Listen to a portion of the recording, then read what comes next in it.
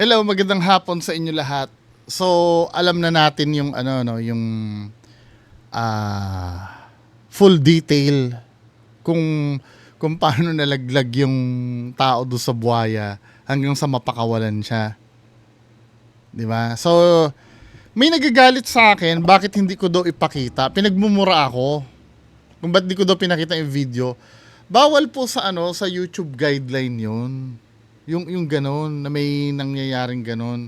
Now, ang sasabihin nyo sa akin, bakit yung iba nag-a-upload ng video na gano'n, hindi naman sila na ano. Ako po, masunurin ako sa YouTube guideline. 'Di ba? Sooner or later kasi, iaano rin ng YouTube yan. Madidetect din ng YouTube yan at baka pwedeng ikapahamak pa ng channel ko. 'Di ba? So, kasi pinapagalitan ako ng isang tangina mo, ba't di mo ipakita? Sinabi ko naman na nagkalat sa FB yun, dun yun nalang panoorin. At nag-provide din ako ng link dun sa mismong comment section, pinin ko. Huwag nyo kong aawayin kasi papaliwanag ko sa inyo ha. Katulad nito, no, meron akong natanggap dito na na-remove yung content ko dahil dyan. Nagkaroon ako ng warning.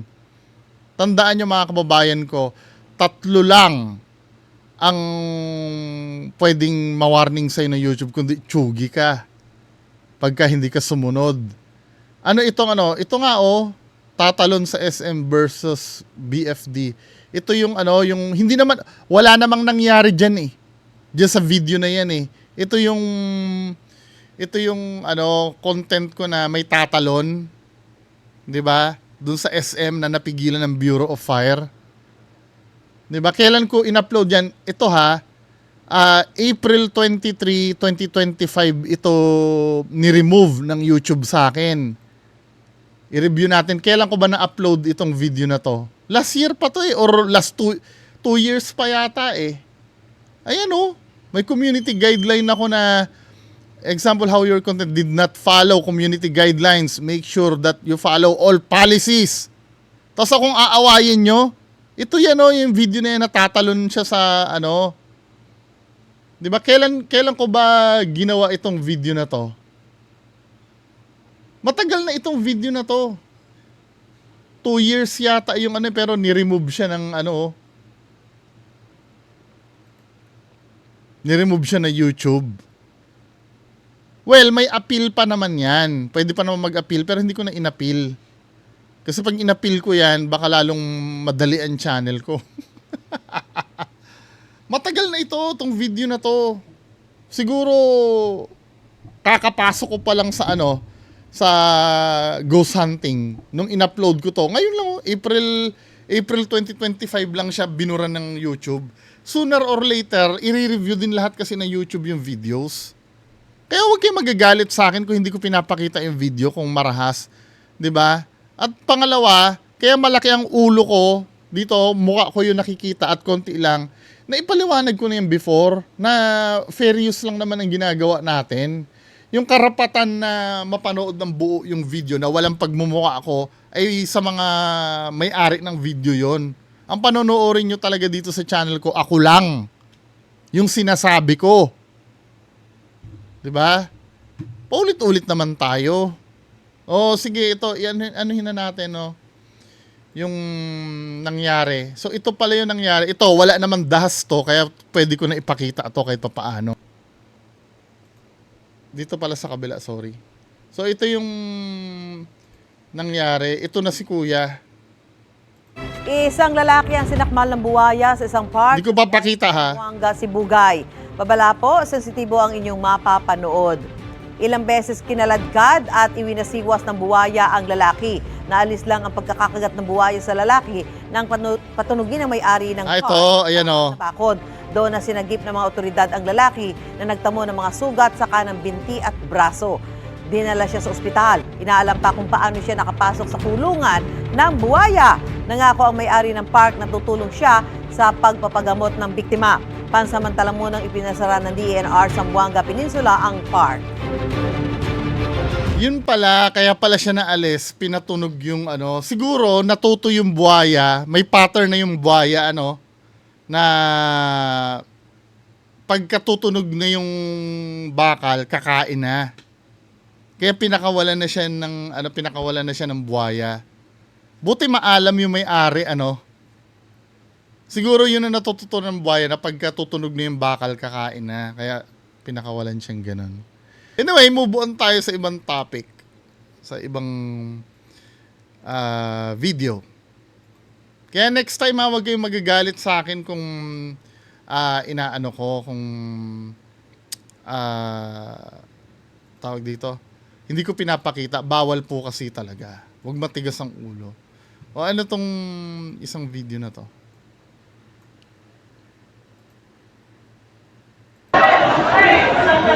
Oh, sumagiting ka! Ang naligiting ka! Takbo! Oh, sumagiting ka! Oh, gising ka! Ano? Kaya pa? Ano? Binuhusan, natutulog ka kasi kuya. Huwag yun. Ano? Kaya pa? Kaya pa? Ano? Kaya pa? Wow, po tayo na. O yung full video daw. Tingnan natin yung full video. Ano ba tong para malaman daw kung ano si kuya. Inano na. Binlock na yung full video. Ano ba? Ano issue yon? Bakit ganon? Ba't binuhusan siya?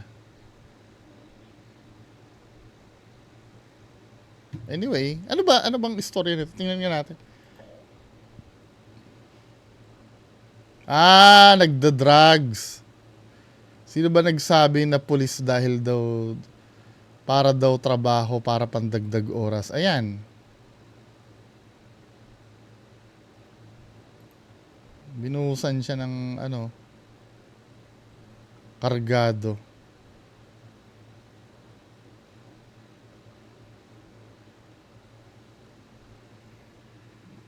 Kaya yun, binuhusan siya. O, di ba? Yun yung sinasabi ng pulis na sa economical din daw. Next video. Ano to manyakis na rider na to?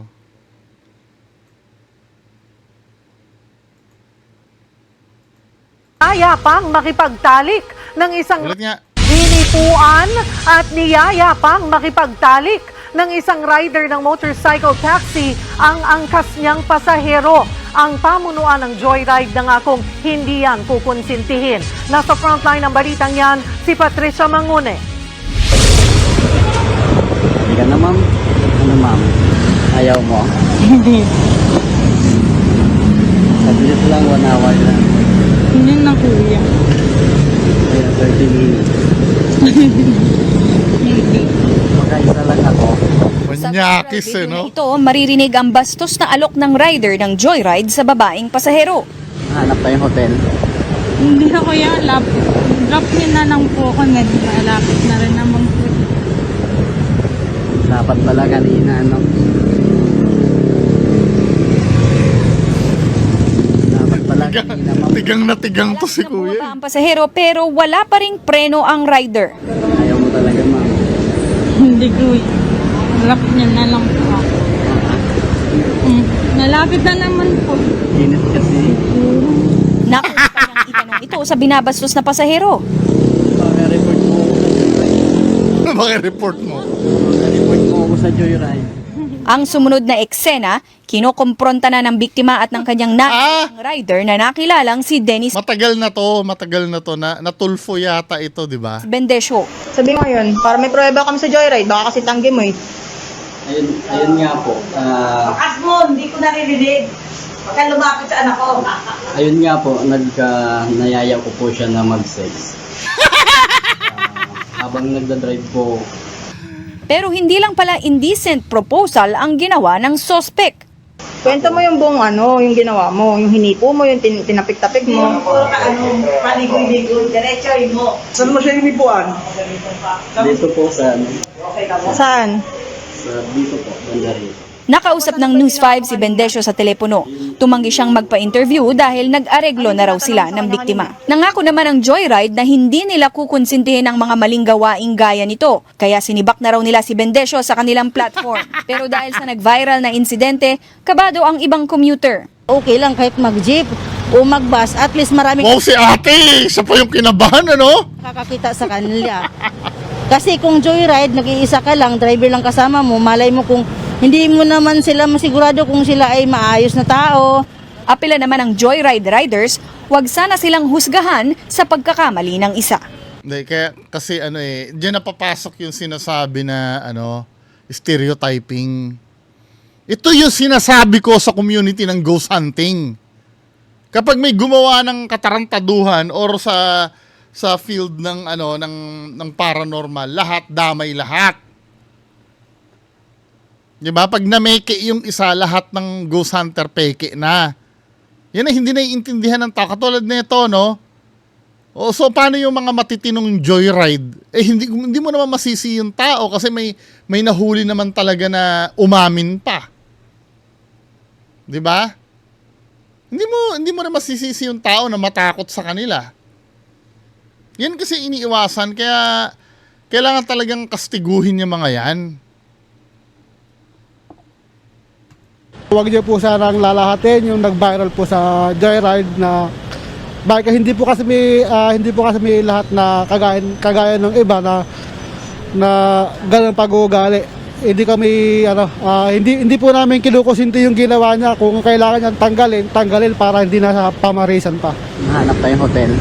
Nagbabalita mula sa Frontline, Patricia Mangune. Hindi, ito ayokong pumasok sa victim blaming, 'di ba?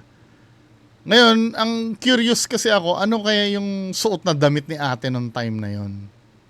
Kasi ganito ang naiisip ko Hindi pa naman natin alam Kasi kung halimbawa mapapagkamalan kang pulis kapag ikaw ay nakadamit na pang pulis. Mapapagkamalan kang doktor kung ikaw ay nakadamit na pang doktor tapos may stethoscope ka. Ano ibig ko sabihin? Mapapagkamalan kang pokpok kung ang suot mo ay pampokpok. Hindi, totoo naman, di ba?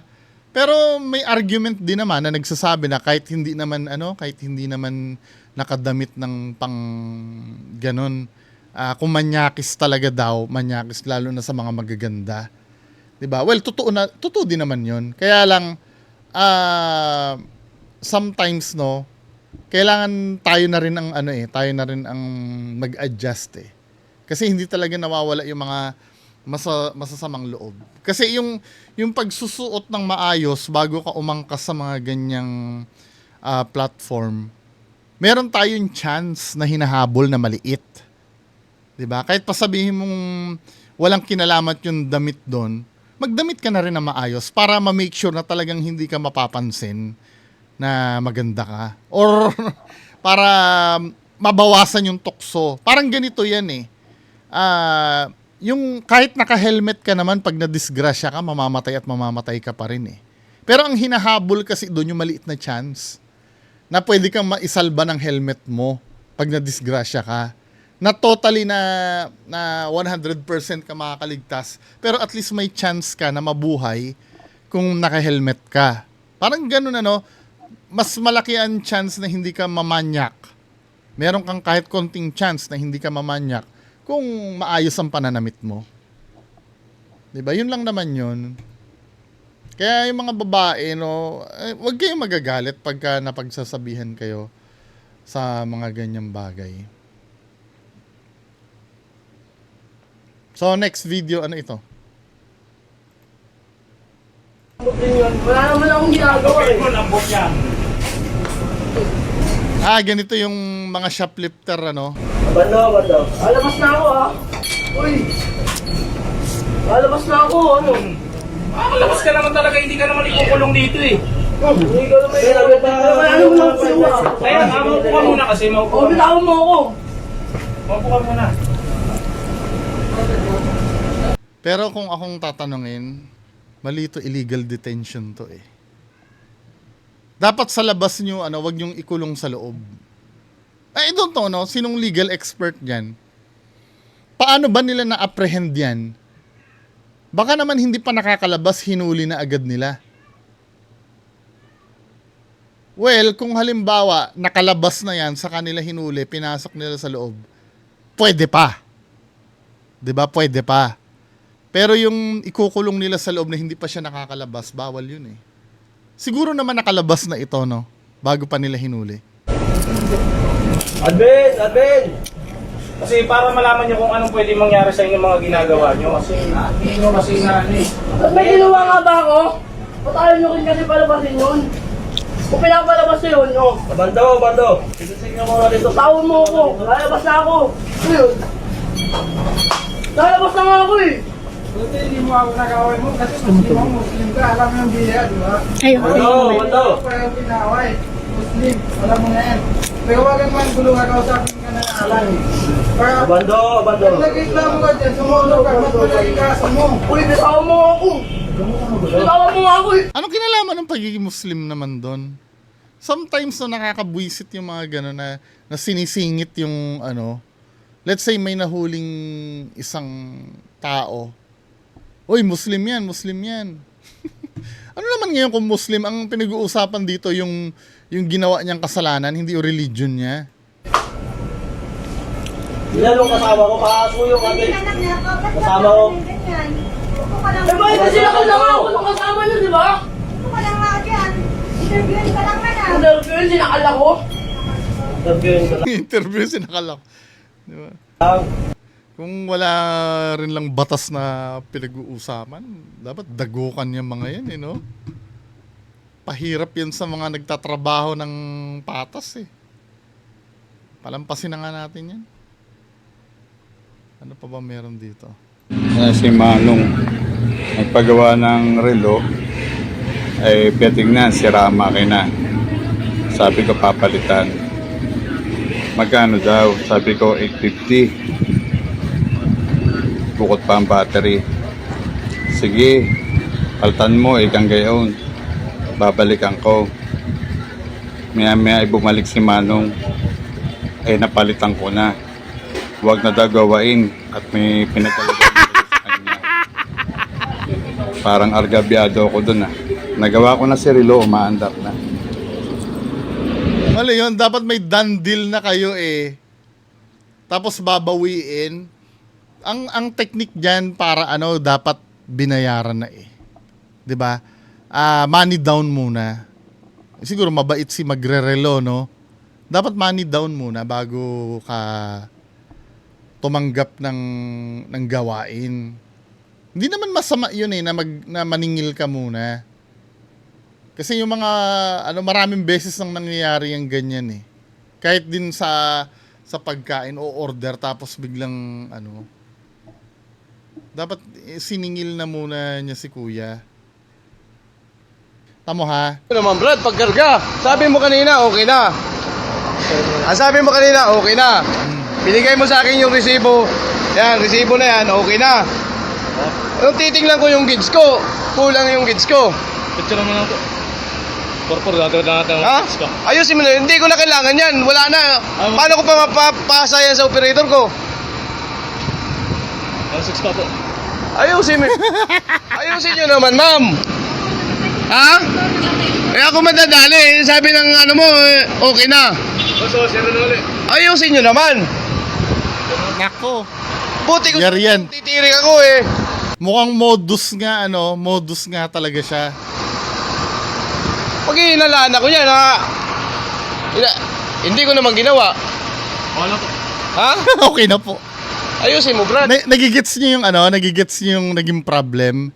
Magpapagasolina siya, may value na, hindi niya napansin. Ngayon, kinontinue na lang sa kanya. Kung magkano yung, yung pinagas niya, yun yung amount. Pero yung majority nun ay naigas na sa iba. Paano ko ba papaliwanag nun? Hindi na 0-0 yung yung gasolina. Kaya yun ang titingnan nyo eh. Pag magpapagas kayo, make sure nyo muna na yung mismong machine ay 0-0 na. Kasi kung may existing balance, sa'yo lang i-continue yon. Kung magkano lang yung babayaran mo, yun lang yung babayaran mo. 'Di ba? Nakakahiya nga naman yun. Nakakapanginig ka ng laman eh. Di dapat sinabi mo sa akin kanina namamatay. Nagtataka ako sa gids ko eh. Kunti lang pinagkaiba. Ganun kadaming pinagasolina pero konti lang yung... Petron, nagkarga ako rito. Kaya maging maingat kayo, kailangan 0-0 muna bago nyo ipagas sa inyo yung, nagva-viral ito 2 million na Grabe yung modus na yun, Okay na daw, pero pinatay yung machine dyan. Naging 0-0. Wala na napakita kung ilan ang amount. Nag-demand ako. Dito sa Petron pa ako nagpakarga. Ito yung nagpampoy ko. Modus to. Talaga madadalawang resibo yan kung hindi ako nagreklamo 1.6 yung mawawala sa akin pag hinalaan ako ng operator ko. 1.6 yung charge, no? Pero kukunti lang yun na ipagasolina. Ayusin nyo naman, ma'am, yung kasi kung tumirik ako pag hinalaan. Petron pa naman tayo. Buti sana kung napapakinabangan ko yan. Pasensya na po. Ayan.